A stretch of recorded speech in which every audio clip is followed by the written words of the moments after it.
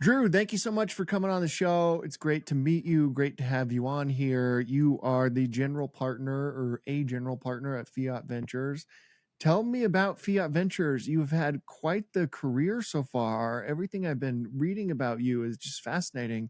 But let's start with Fiat Ventures, how you came to be where you are right now.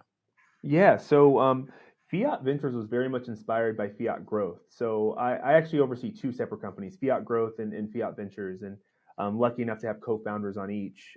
For Fiat Growth, we're a growth consultancy that is really focused in the fintech space. We've worked with over 200 companies, driven over a couple $1 billion in revenue, and you can think of us as a full service marketing agency. We've been around for 5.5 years, but the one thing that, or many things make us unique, but one that makes us super unique is from day one, we only worked with companies that we thought were investable businesses, and we strategically asked for the right to invest in the majority of those businesses. So, literally meaning we contractually get the right to invest in the next funding round. And over the years, as we kept growing the business, we really started, we realized that not only is Fiat Growth this incredible growth consultancy, but it's also this incredible due diligence arm. And in 2021, we actually founded Fiat Ventures, which is our venture fund. And we raised our first fund, which was $25 million to take advantage of those rights to invest. So we started raising in 2021. We closed our $25 million venture fund in 2022. And now sitting here in 2024, we've invested in over 20 companies. Around 60% of those businesses are companies that we previously worked with at Fiat Growth because we got to work in the trenches with founders to understand founder dynamics, the growth trends they were seeing. And when we saw something special, we basically said, hey, we need to lean in with an investment here. And it's really kind of created this idea of reverse engineering venture, where instead of sitting down with the founder, getting a coffee, and then investing, we get to work with that founder and that team for 3 months all the way to a year prior to investment. Well, that's what I'm so fascinated about what you're doing in your model is the combination of those two things. Because, like you said, most VCs, it's like, hey, we want to invest, we'll write a check, maybe we'll take a board seat, so we'll see you once a quarter. Sometimes they don't even do that. If it's an early stage VC, it's just like, hey, just send the updates. You are actually rolling up your sleeves, working with these companies and working with these teams. So, one, it gives you an incredible advantage to see how they work, how they kind of tackle challenges, all that type of stuff. And you get to kind of shape the product in a lot of ways and shape, in particular, their messaging. I mean, that must be, I mean, so many people have tried this like studio model, right? Which it's worked. And, I know Uber came out of his studio model or something like that. But this feels cleaner than even that. I really like it. Yeah, it's a little bit different than an accelerator, like we're not Yeah. competing with a YC. We want the ability to be an extension of your team. We want the ability to invest in companies, but of equal importance to help build companies. And so when we're leaning in with an investment, we're not just underwriting it from the standpoint of do we believe this founder and this business and this market are perfectly aligned with timing, but we also want to make it so we're investing in companies that we can actually add value to. And so when we get to work with a company and see all the incredible momentum and trends that are leading us to want to lean in with an investment, we're equally excited to say, great, once we put this money in, we're going to be able to team up with that team and founder on a deeper level and ensure the success of the business. It also gives us the ability to really bring different investors around the table that can also add the type of, call it special sauce, that we add. I think what we've seen in the market over the last 5 to 10 years, even 20 years, is most VCs, what they deliver to a company is simply capital. And I believe where the market is headed now is, as a venture capitalist, you need to have something extra beyond capital to win your way onto a really competitive cap table. And so we take a lot of pride in being able to drive so much more than just capital to a cap table, but all the other strategic pieces that drives that business to scale in super smart and cost efficient ways. I absolutely agree with that. I don't think you can just write checks anymore and pretend you have a Rolodex that will come into play at some point down the road. You've really got to, be beneficial to the founders and to the people leading it. I mean, it is a little bit harder to get money now than it was previously, but I still think if you're going to last in the venture capital game, you're going to have to do something like what you're doing, which is really incredible. True. a lot of businesses 3, 4, 5 years ago, we were very much in the momentum market where everyone's thought was is we'll just solve problems with money because the rounds that were being raised were so large. Now that the market's really come down to, I'd say, just more realistic standards, like there's less money being invested, which is forcing founders and teams to build their business in much smarter, efficient ways. Therefore, to my point a second ago of a venture capital team, a venture capital firm needs to be able to drive more than just capital. It's because these founders are looking for every competitive advantage to prolong their runway. Like 3, 4 years ago, you have 12 months, great. We'll just go raise another 10 million, 20 million, 100 million. People were raising $20 million rounds without a product, just to kill their team. Now folks are Yeah. scrambling around trying to raise $3 million and try to make it so that lasts them 36 months instead of 6 months. And so the mindset, the entrepreneurial mindset, I'm actually, as a venture investor and someone that's building companies, I'm really excited about, because entrepreneurs are thinking like entrepreneurs again versus just saying, oh, we'll just go out in a couple months and solve the problems that we're facing with more money, versus optimizing a business foundation to really scale in the smartest possible way. But is it easier to raise money if you say it's an AI company? That is definitely helpful right now in this market. I will say though, like I am the biggest believer in AI. I think we're at one of those inflection points, like when the internet was founded, like when the iPhone was taking off. I truly believe we're in one of those transformative moments. I will say that I think some of the things that people are over focusing on is trying to invest in the next open AI, versus focusing on their existing portfolio and ensuring that their entire investment portfolio is making sure they are AI optimized. All these different investments have very, very unique, focused go to market strategies or products that are trying to solve a very specific problem. And we need to make sure that as venture investors and money managers, we have to make sure we're looking inward at what our portfolio already looks like, to ensure that our founders are thinking about what AI can do for their business to optimize it from a capital efficient standpoint. How can I make it so I can do more with less? But also at the same time, how can I make it so I continue to scale up my product and my business to the masses, if we're a B2B company, B2C company, or B2B2C company? Yeah. Yeah. And I wonder in particular, well, one, I have two questions. One, you focus on fintech, Yeah. and I would love to like get a sense for why fintech, of all the other industries inside of tech. And you've probably done other things as well, but like, it seems like the strategy is entirely around fintech. And on top of that, my question, following up on the AI part, is, man, AI could really transform that industry. What do you think that's going to look like? How do you think that's going to evolve? So I'll answer the first question.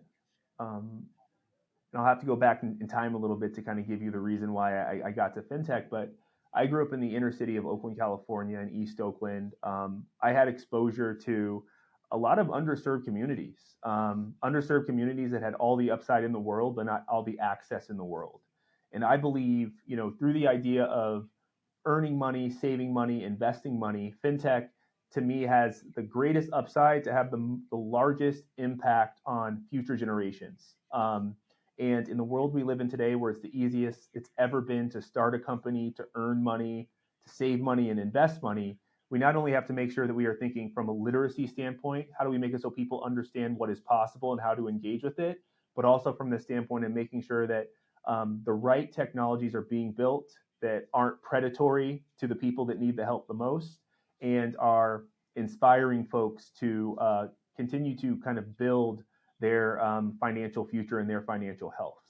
Um, and Sorry, what was the second question? How do you think AI transforms fintech? I mean, it's going to affect every single industry, but that one in particular, with the potential for fraud, all of that type of stuff, like you got to protect against AI as much as you've got to build with it. It seems like. Beyond that, AI has such an important role, but also such a huge responsibility across the specific communities that I'm talking about. 80% of America doesn't have $500 in case of an emergency in their savings account. And with the technology that's being built around finance, around fintech right now, it is one, fintech has the most data in out of any other industry, and through AI, we can use that data for good and we can use it for bad. My goal is to make it so I'm constantly investing and working with companies that are using it for the best possible outcomes, and that's everything from taking someone's financial data and being able to recommend them different products and different ways to take their money and better invest it, better save it, better earn. It's also the one that's going to make it so we are using data for good. As I talked about the word predatory, you talk about payday lending, you talk about micro lending, you talk about the entire lending market. There's a lot of folks out there that are very vulnerable that need a lot of financial help. And we have to make sure that we are not only building products, but we're also utilizing their data to empower them to make the right decisions.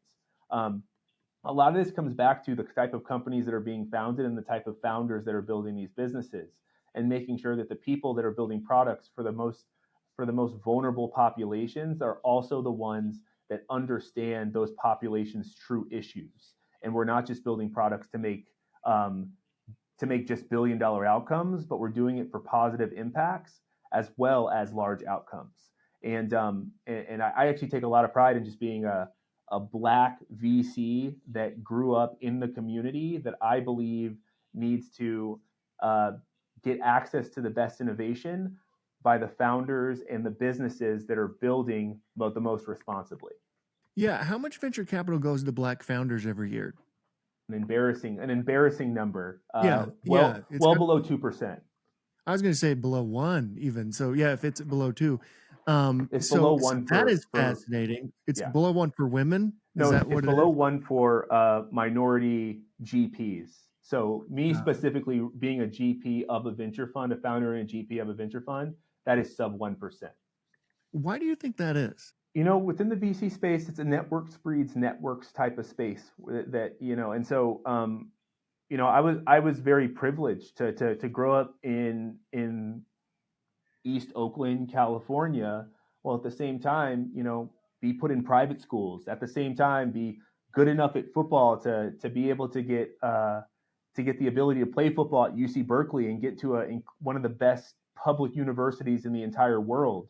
And so, you know, less than I believe it's still this like less than 2% of all of UC Berkeley is African American, and so like the the stats that I'm sharing right now, it is consistent across all the networks that ultimately get into this space. I just happen to be one of the lucky ones that both worked hard and got a little bit lucky along the way to find my way into these rooms and be able to take advantage of them.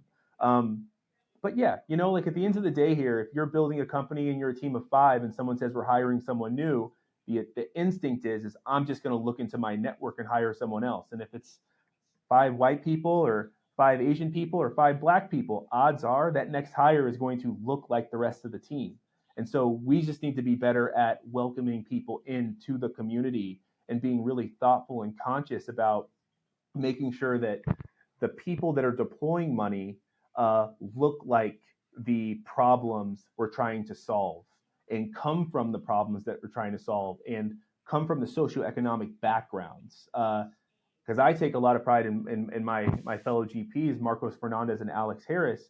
We both take so much pride in being able to understand how we have a deep understanding of how to solve the problems because we come from those problems. And if that connection, that thread isn't there, you're basically trying to solve problems based on ChatGPT research. Yeah, yeah, exactly. What do you think of the trajectory of DEI, diversity, equity, and inclusion, and the fact that like it was so universally accepted, probably in like 2018, it was like such a big push, and now it's like the trajectory seems to be going the opposite way. What are your feelings on that, and how are like companies that you're investing in thinking about it?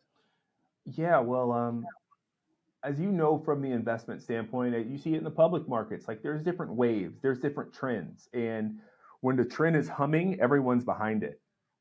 The DEI wave was one that, I look back on and I'm frankly frustrated with because the second we saw that wave. As the second I looked at everyone around me, I said, this is a wave, but it's going to die.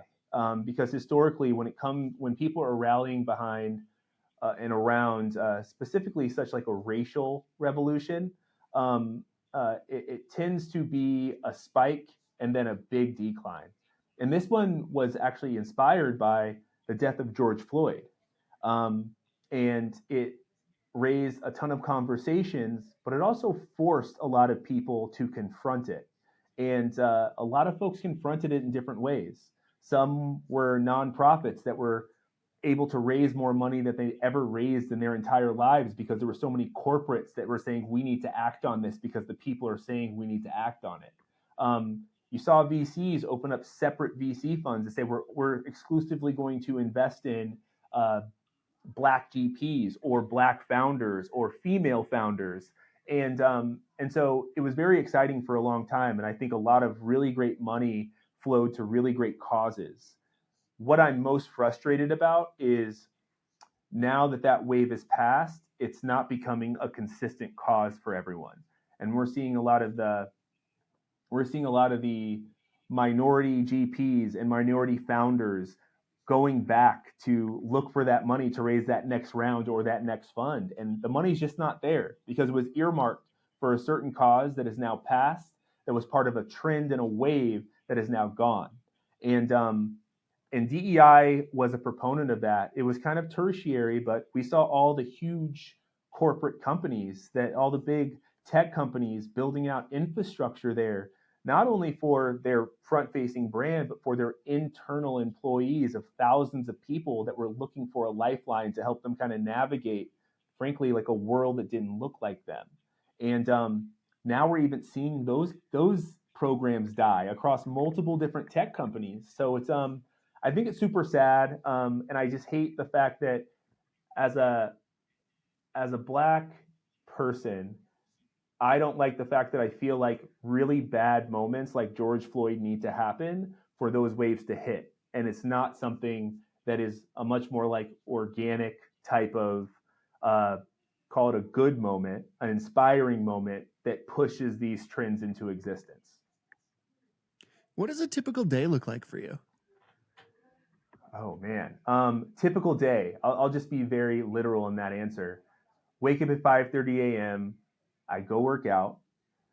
Because that's the only quiet time I have in the day. I have a 2-year-old, and she will steal from me if I don't wake up before her. So I get my workout in. I typically come home, eat breakfast with my 2-year-old and my wife, and then I head into work. And then that is really a mixture of two things. As you know, between Fiat Growth and Fiat Ventures, I get to wear two hats, but all of it kind of drives back to Ventures at the end of the day, where I am one working with companies that we're building, that we have that right to invest in, and we're tracking the trends and the success of them. Not all of them are wildly successful. So also in the trenches with companies that are trying to figure a lot of shit out.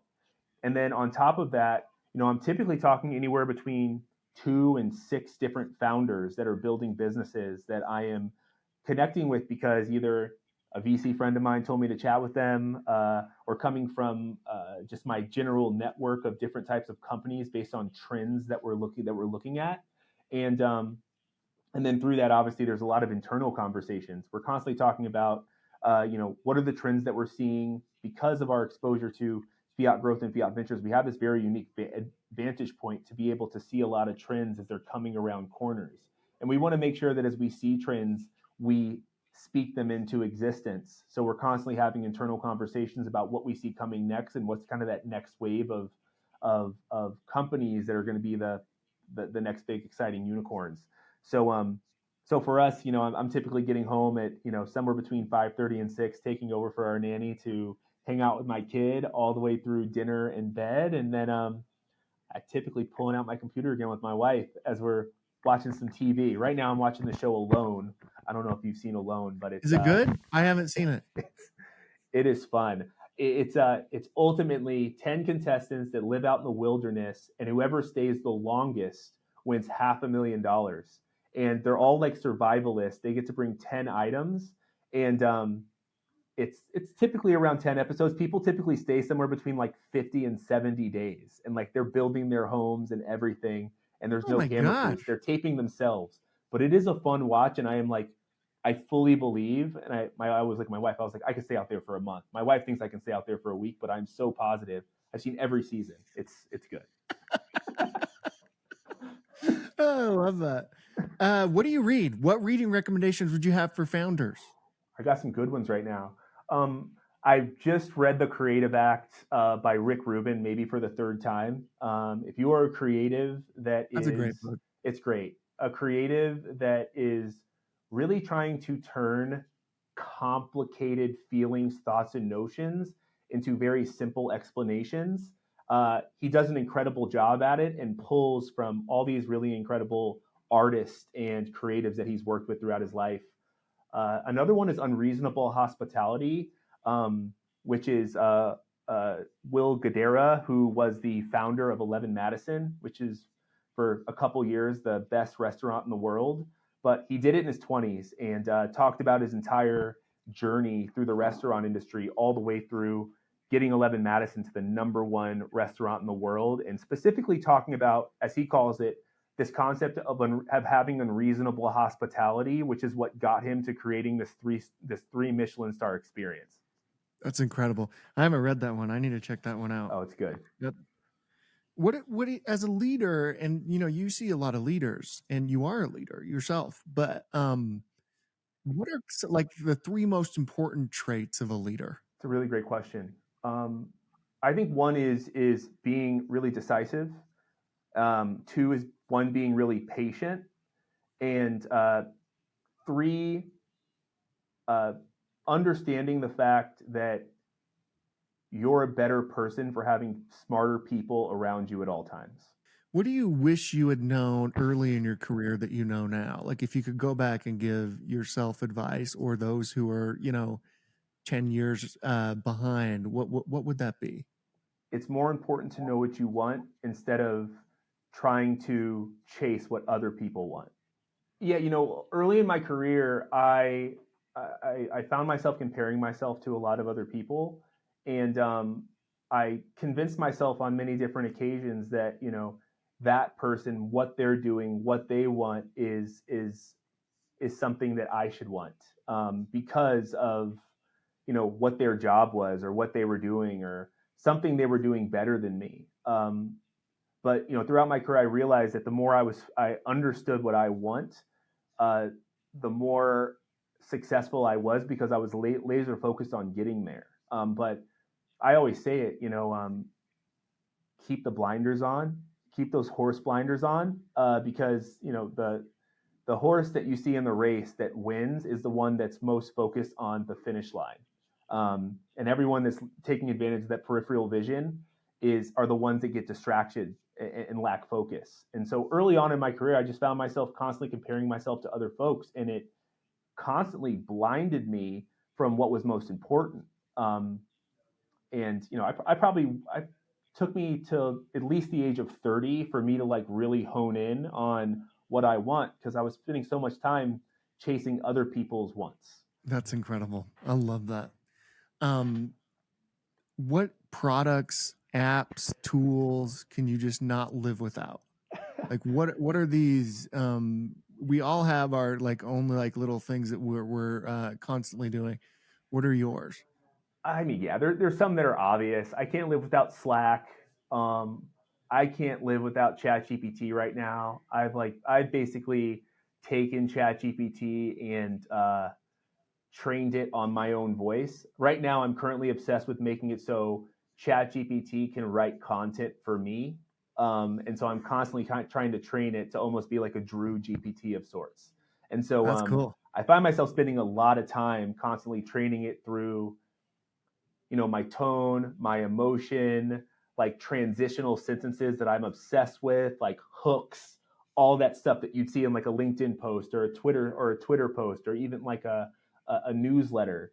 Um, and then outside of that, I've been using Captivate a lot, which is a Hmm. platform that basically makes so you can take video of any kind and turn it into all these different snippets.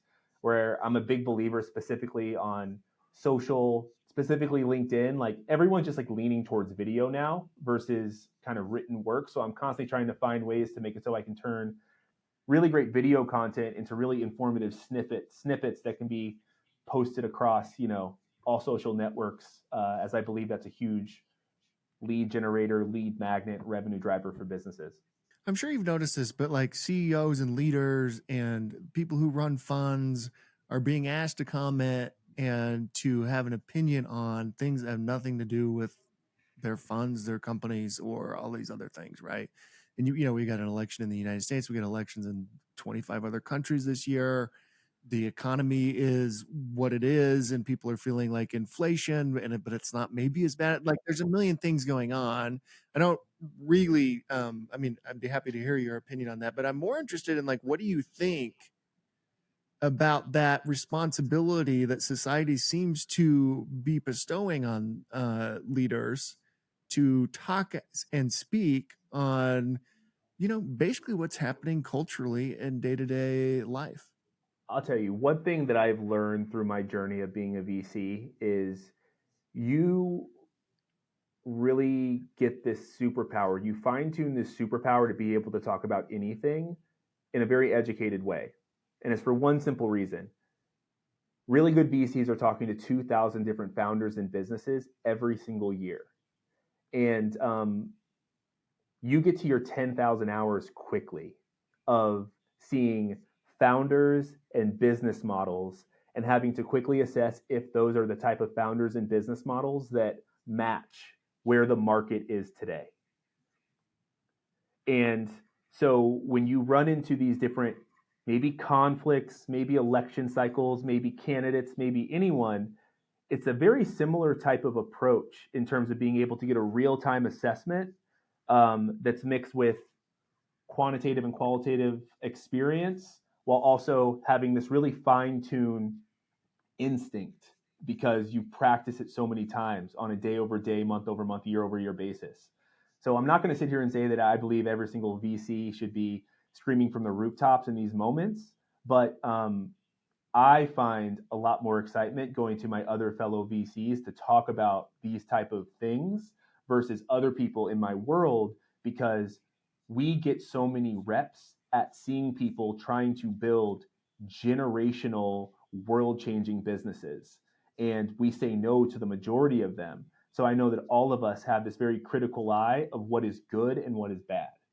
It does seem like VCs, for whatever reason, maybe it's just this election cycle or whatever, have become more politically involved than ever. I mean, you saw Mark Andreessen and Ben Horowitz did a podcast kind of stating their preference and who they're going to donate to. You see those all-in podcast guys doing the same type of thing.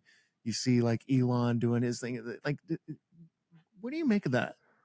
Well, I do think we're in this world of again from VC specifically is it's more than just having a track record. Frankly, to like win deals, frankly, to get in the conversation, to do your job the right way and get as much exposure to investment opportunities as possible. Um, you can't just keep writing blog posts. You can't Yeah. just keep hiring new venture investors. I'm seeing a lot of funds even fully raised because the GP or the founder has 1 million followers on Twitter, and all that individual does is talk about tech companies, and therefore gets 500 inbound requests for like investment opportunities on a quarter over quarter basis. So I actually see this. I'm a big believer right now that where media is headed is personal brand is trumping business brand. And I think we're Mm-hmm. starting to see a lot of that from the VC space of they're really pushing their personal brand to make it so their business continues to be successful. In terms of what their specific you know, political views are, that's one thing I'm not going to really speak to. But I will Yeah, say yeah, that yeah. they are definitely backing their like I believe that personal brand right now is king, and I'm seeing a lot more of them making sure they're getting their personal views and personal brand out there so they stay top of mind to do their job the best way they possibly can. It's kind of part of the job now, right? Even for VCs, it seems like it's a big part of the job. Like you almost have to like build a media company for It's true. yourself and for your fund in order to be successful in that space now, which is fascinating. And like obviously, that hasn't historically been the case for them. You used to be able to get away with like a newsletter or even like an annual letter, It's right? true. Like It's true. you don't get to do that anymore, which is fascinating. But even companies, like, and I wonder if you're seeing this inside of companies that they're also thinking about how do we tell our own story. You're exactly right about the future of media being like everybody has their own channel, their own voice based around them. It's not controlled by three networks or a couple of corporations. Like we all have this voice now. And as companies build, do you and particularly when you're talking to them early stage, do you guys have those types of conversations? Um, yeah, but I think it's tracking with companies as well. And I think it's a little bit less so right now for direct to consumer businesses, just because your personal brand as a CPO or a CEO all over social media, it's a little bit different to get 100 new subscribers to your money management tool. But if you're like an enterprise B2B founder or executive team, and all of a sudden you're able to get 3 or 4 deals a year, enterprise deals, uh, through your personal brand, that is a business changing growth channel. So, as a marketer through Fiat Growth, and again, we're a full stack agency, affiliate partnerships, strategic partnerships, performance marketing, standing up your MarTech stack, creative services. We're constantly deploying capital into the market, and we're constantly looking for really creative growth channels to stand up. And all the ones that I just laid out will always exist in one shape or form. But people are looking for cheap growth channels. And I truly believe for a lot of these like B2B founders and executives, there's a huge opportunity for them to turn their personal brand into a growth channel for their business. And I think we can all say, I would much rather hear from uh, Tim Cook versus about the next iPad or iPod or whatever their next product is, or headphones or VR equipment, versus hearing a blog post from the Apple brand, because I want to Yeah. get inside the mind of the leader of the problem that they're solving. And if you do that in a very thoughtful way, and even take it a step further, tie it back to your personal individualness, like, hey, I woke up this morning, looked my daughter in the eye, and like she told me, like, hand me the VR, like some type of connection there. It turns into a really powerful story and a very powerful ad that feels really organic versus it being this produced moment that most brands are constantly trying to do. Something I'm hearing a lot about is this affiliate marketing and affiliate like particularly over the past like 6 months to a year, founders and CEOs and like so many people are like, how do I set this up? What is this? Can you explain it? If you just briefly, like, what advice would you give people around that in particular? Yeah, I mean, I personally think affiliate marketing is uh, one of the most important, and what falls into the importance, one of the most cost efficient channels you can be a part of. Imagine, trying to think of a really good example. Imagine you're TikTok and you're looking to go bring on your next 200 million users. And you go to a neobank like Chime that's got 20 million users. And you say, hey, Chime, I'll give you guys $2 for every single user you send us. And Chime's like, perfect. That sounds like it's going to net me some good revenue. Therefore, we're going to send a push notification every single week to our entire user base saying, sign up for TikTok and get $2. That is a very simple affiliate marketing deal.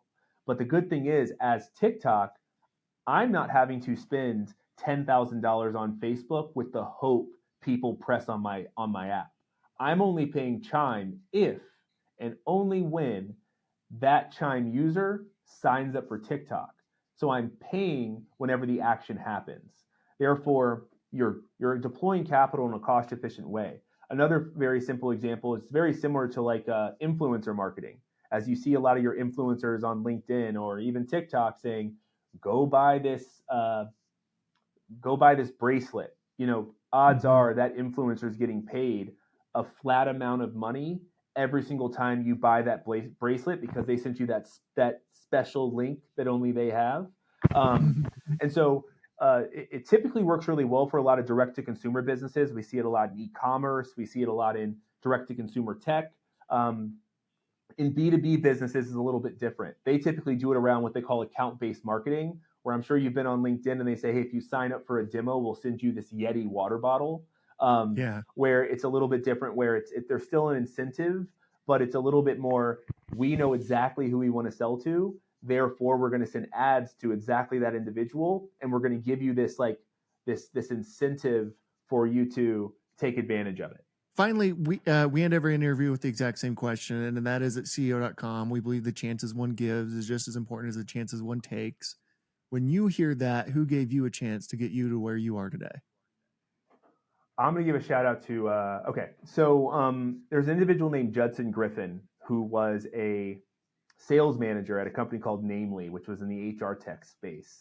Unfortunately, the company didn't have the unicorn outcome that we were all hoping, but at the time, I had spent the majority of my career doing a number of different jobs. I was really trying to fall into my perfect space, and he hired me as an account executive there, basically a sales rep. He took a chance on me knowing that I had no background in it, but basically was like, you know what, I feel like you got that thing, and so I was able to come on, and it was really the first time in my career where I realized I was really, really, really good at something, and it propelled my career into what it is today, and gave me the confidence it needed. So there's a lot of people that are hiring people all the time, and so many times people are not taking a chance on an individual. They are just going based on whatever their LinkedIn profile says. So like shout out to Judson Griffin and shout out to all the people out there that are taking chances on people that they believe have something really special in them, and want to give them the chance to prove that. I love it. Drew, thank you so much for coming on. Seriously, it's been a pleasure. It's been a pleasure. Thank you.